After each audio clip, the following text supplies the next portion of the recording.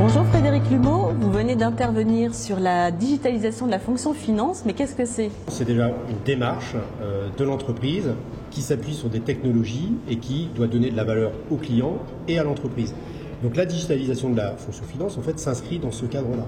Donc ça veut dire qu'aujourd'hui, quand on regarde la digitalisation de la fonction finance, elle est très présente sur la partie transactionnelle, avec des projets de purchase to pay, des projets order to cash, etc.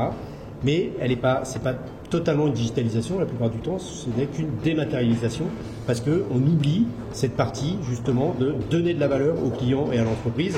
On essaie juste, nous, de traiter les factures mieux, et souvent, ça marche pas parce qu'on n'a pas embarqué toutes les parties prenantes de l'entreprise. Donc en fait, la digitalisation de la fonction finance se fait si et seulement si on casse les silos dans l'entreprise. C'est-à-dire qu'on va réussir à faire la digitalisation si les achats sont avec nous, si les ventes sont avec nous, etc. Donc ça, c'est le premier point. Deuxième point, c'est qu'aujourd'hui, quand je regarde l'état actuel de la digitalisation sur les fonctions finance, j'ai globalement une partie transactionnelle qui est un peu commencée, on va dire, même bien entamée. Par contre, sur la partie décisionnelle, donc c'est tout ce qui est analyse des chiffres, etc. On est encore très très faible. On voit un peu de data visualisation, ce genre de choses, mais on est encore très très faible.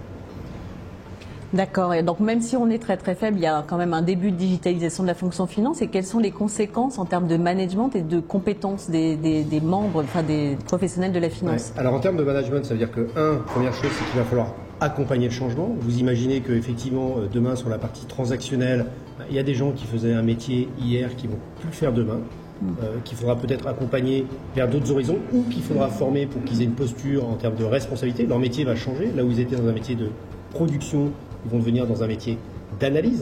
Donc il va falloir accompagner ce changement. Ça, c'est le premier rôle, entre guillemets, du directeur financier.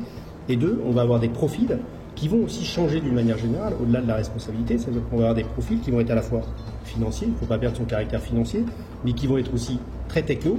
Et comme je vous le disais tout à l'heure, finalement, comme on va casser les silos, il faut qu'on ait des gens qui soient très chefs de projet et qui ne soient pas juste dans leur bulle financière, mais qui soient capables d'aller parler à tous les acteurs de l'entreprise, aussi bien les achats, encore une fois, que les ventes, que le marketing, que la production, etc.